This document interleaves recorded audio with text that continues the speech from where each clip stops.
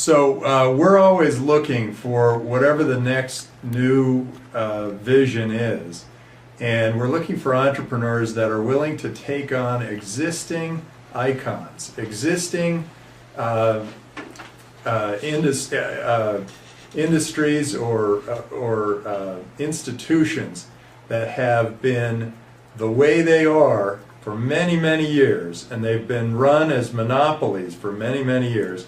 And we look for companies that are willing to take those big institutions on, because we always thought the post office was the post office was the post office, and it was all that there was going to be for sending letters back and forth. And now, then Hotmail came and it transformed the way the post office operates. And we always thought a library was a library was a library, and then Google came along and made search so easy that a library has transformed itself. We always thought a neighborhood meant that it was your next door neighbors, the people very close to you, physically. And then Facebook came along and that changed the nature of what a neighborhood is. So we're looking for people like you who will change the nature of something that we always thought was going to be this way. And so we're looking for people who are really willing to take on enormous challenges in this very fast-changing world. And those people hopefully will come up with business models that have where the financial statement ends up having some zeros in it, not in sales, not in cash, but some zeros for, to give you an example, Amazon created a financial statement that had no accounts receivable and no inventory costs. Hotmail allowed a company to grow to millions and millions of people with zero marketing costs. So we look for companies that have such an edge on their competition that there are zeros in their financial statement. And we're looking for heroes. We're looking for people who take long odds at extraordinary outcomes. We're looking for companies where that are coming up against something just huge, taking on Microsoft, taking on Oracle, taking on Facebook, taking on these big institutions that look like they're going to be here forever, and coming at them from another angle that is going to change the way we people do things. Now, one other thing I want to mention is that Moore's Law shows that $1,000 worth of compute power doubles every 18 months. But what that means to you is that there will be a new platform just about every 18 months where we all can create new software, create new applications, new things, and where the current state of the art will be overcome by new companies. So the thing that used to be really interesting was software, and then the internet became very interesting, and then search became very interesting. Now social networking is very interesting. And then maybe it's mobile that's very interesting, and maybe after mobile it's something else. So you as entrepreneurs have to recognize that the world is changing faster and faster and faster, and you can make a bigger leap than you normally would. So don't think 1 or 2 years out. Think 5 or 10 years out. What could possibly be available to you 5 or 10 years out, and then start to create your business. So think way out, think way ahead, and you'll be a risk master too. So now I think I've used up plenty of time speaking to you without any questions. So we'd love to hear a few questions. Okay. So we have many questions. Yeah, in that sense is... and I speak a little Spanish, but no Portuguese. So I can maybe make it through a little bit, but they're going to translate for me. Perfect. Actually, all the questions are in English, you know. Okay. So Yeah. Okay. have you heard about the Latin American entrepreneurs change in the last year? What is your impression of what has happened in the last year in Latin America? Well, I do know that Latin America historically has been a region where there were a few, in effect, kings at the top of business. They ran all of business, and they owned all of the businesses.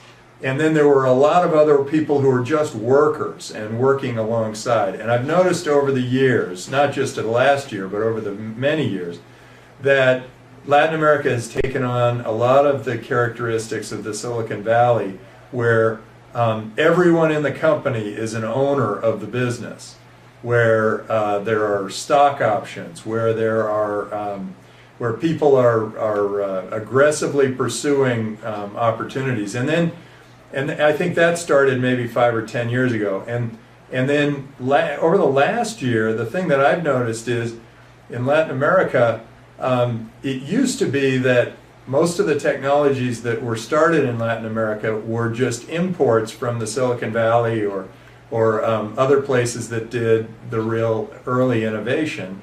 And recently, I've noticed that some of the entrepreneurs from Latin America are completely innovative and starting businesses from nothing that are pushing the edge technologically, where you don't see anything like it in the Silicon Valley, and I'm very excited to see that, because that gives you the opportunity to not just be a Latin American startup, but a global startup.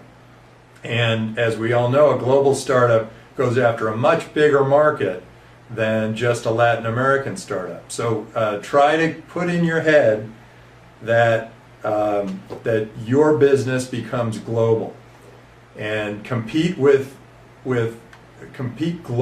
compete with all the greatest companies in the world, not just the ones in your neck of the woods, not just the ones in Latin America. Okay, well, you are getting into a very important subject, that is the global enterprise.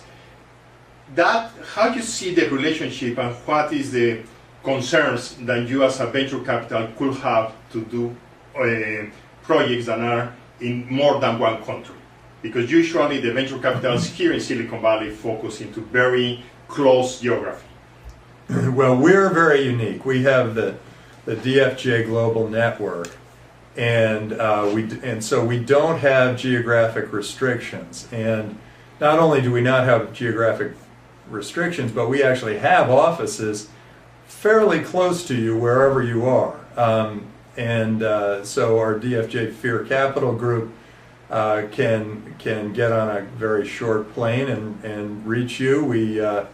We have groups all over the world doing the same sorts of things, and so it doesn't really matter where you are to us. Now, the rest of the Silicon Valley sometimes thinks in terms of drawing a line that's 20 miles, whatever that is in kilometers, 35 kilometers from their office, and that's all they'll do is invest in businesses just around that region. Turns out we did a little analysis, and we get better returns the farther away they are from Menlo Park, so from our office. So we feel that we're very optimistic about things in Latin America, and hope that you guys play the startup game and read my dad's book, The Startup Game by Tim Draper. It's a wonderful book that talks about the very beginning of the Silicon Valley and the history of the Silicon Valley, and it will also help you kind of understand how the same thing could easily happen in Brazil and Latin America and Spain. I guess there's some of you from Spain out there. There is another question very important about the business plans. That is a very typical than say the venture capital do not read business plans. What is real at that point, and how the people can get access with the business plans, or whatever way you describe those? Okay, so if you know that venture capitalists don't read business plans, it makes sense for you to create a deck, a simple deck, a PowerPoint presentation and make it very quick and easy for someone to understand. When you're pitching a venture capitalist, the first moment, all you have is a very quick elevator pitch. You have to be able to say in maybe 8 words or less what your business does and why it's special, and capture the imagination of the venture capitalist. The business plan itself, for most venture capitalists, is a reference tool.